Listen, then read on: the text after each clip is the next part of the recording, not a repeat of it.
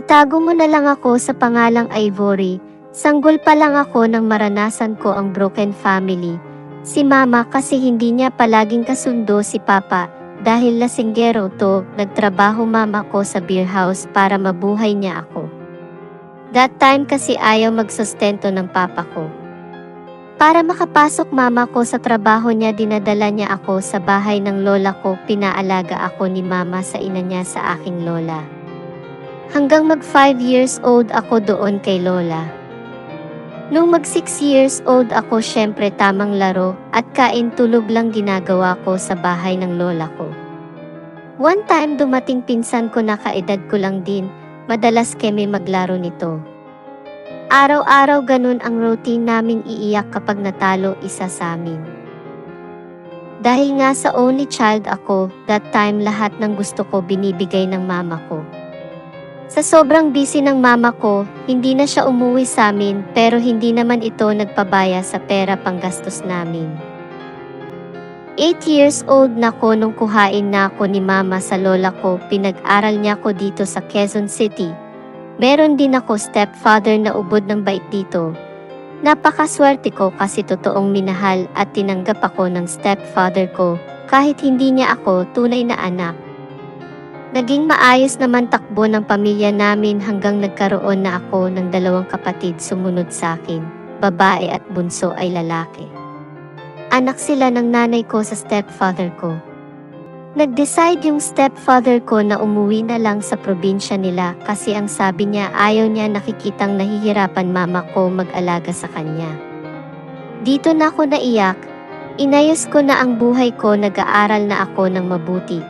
Pero huli na ang lahat dahil nga sa sakit ng stepfather ko, kapos na kami sa financial. Lumalapit naman kami sa mga side ng stepfather ko. Mababait naman sila, tinulungan kami sa lahat ng gastos that time kasi wala nang work mama ko dahil pinaalis na siya ng stepfather ko sa trabaho niya dati sa beer house. Kaya ang mama ko naging housewife na lang at inaasikaso kaming lahat. Hanggang binawian na ng buhay ang stepfather ko, dito na gumuho ang mundo naming lahat. Lahat ng kasalanan ko ay pinagsisihan ko. Na sana sinuklian ko siya ng maganda, hindi puro pagpapasaway ang ginawa ko. Yung mama ko simula mawala ang stepfather ko, naging sakitin siya. Umiiyak mama ko dahil gusto niya ulit magtrabaho dahil nga halos lahat kami nag-aaral pa that time. Dahil nga sasakitin ang mama ko at nag-aaral din mga kapatid ko, ako na lang nagsakripisyo. Unang trabaho ko nga sa salon. Mga 3 months lang ako doon sa salon dahil mababasahod. Si Che ay naging close ko na muling nagkita kami ng hindi sinasadya. Nang makita ko siya ay talaga namang maganda siya, ang dating maitim naging flawless. Doon ko nalaman na nagtatrabaho siya sa spa bilang massage therapist. Dito na nga niya ni-recruit para magtrabaho sa spa.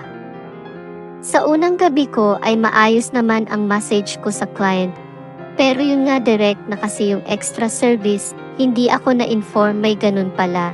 Kaya tumakbo ako palabas at nag-complain yung client. Sinita ako ng may-ari pag-uwi, dapat hindi daw ganun mag-approach. Pinaintindi sa akin lahat ng kaibigan ko ang kalakaran, kailangan galingan ko raw mag-approach, lalo na sa extra service. Dahil nga gusto ko makatulong sa pamilya ko, walang alinlangan sumama ako kay Che.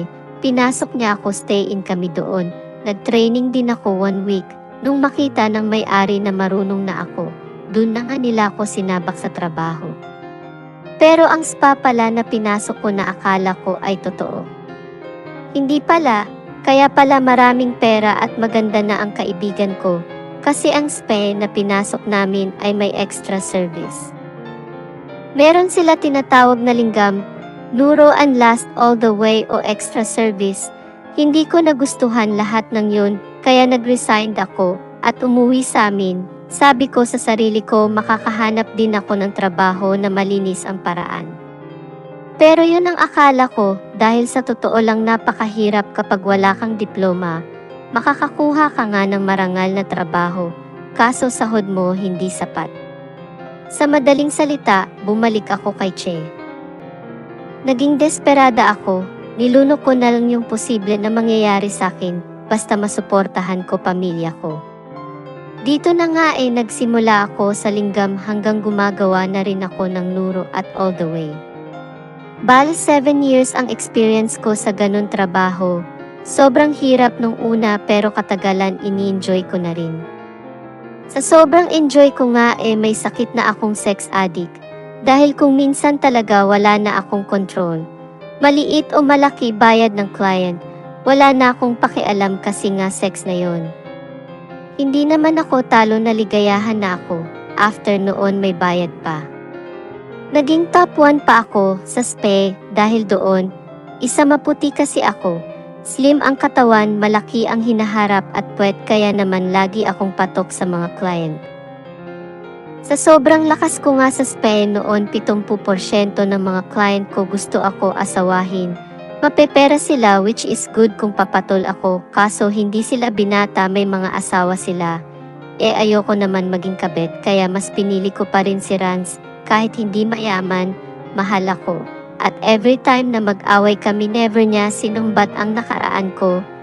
Swerte ako kasi meron pang lalaki na katulad ni Rans.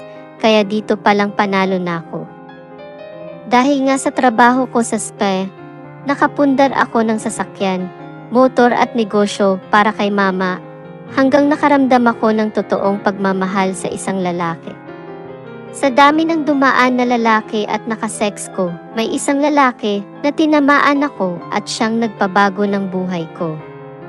Si Rans ay simple lang naman.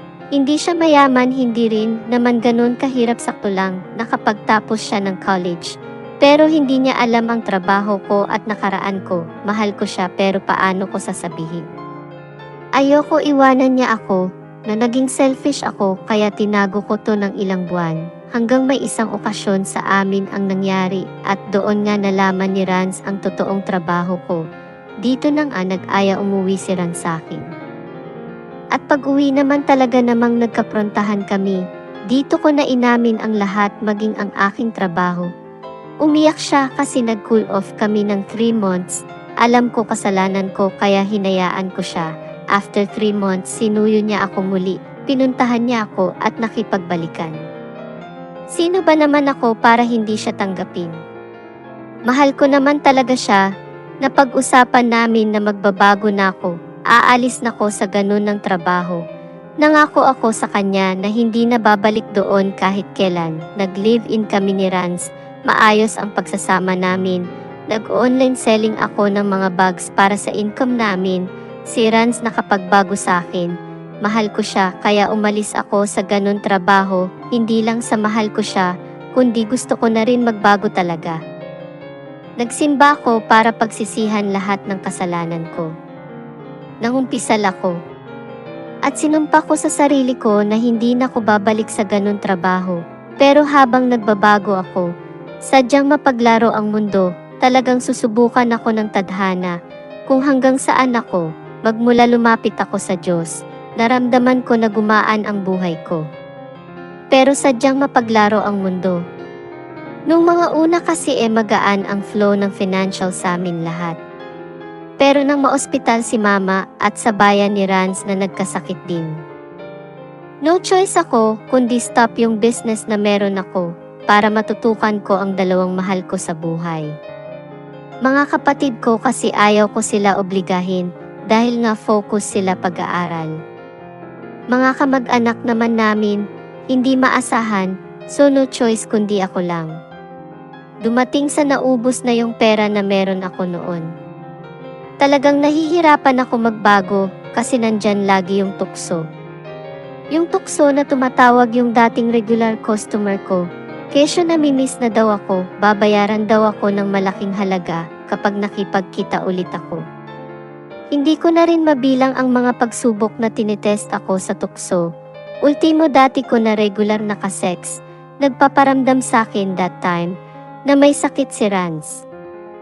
Pero hindi ako nagpatinag sa mga tukso dahil naisip ko tama na yung naging nakaraan ko. Ituturing ko na lang isang bangungot yun. Minahal ako ni Rans, tinanggap niya ako kahit sino at kung ano ako. Tinanggap ko ang Diyos sa puso ko at naramdaman ko ang presensya niya. Makasalanan akong tao pero pinatawad niya ako. Pinagaling din ako ng Diyos sa aking dating nararamdaman. Nalulungkot lang ako kasi yung kaibigan ko na si Che, hindi pa rin nagbabago hanggang ngayon at nakakalungkot pa nga may sakit siyang HIV. Hanggang nawala na ako balita sa friend ko na yon dahil nagpakalayo-layo na raw. Pero pinapangako ko sa sarili ko kapag magkita ulit kami, hahatakin ko siya pataas at hihimuking magbago. Sa ngayon biniblessed ako ni Lord sa business ko. Unti-unti naman lumago hanggang magkaroon na ako ng sariling shop. Nadagdagan na rin sa sakyan ko. At magaling na rin si Mama at Rans. Napakasarap magbago. Ang dating babaeng parausan at bayaran, matagumpay na businesswoman na ngayon at bonus pa dahil papakasalan na ako ni Rans.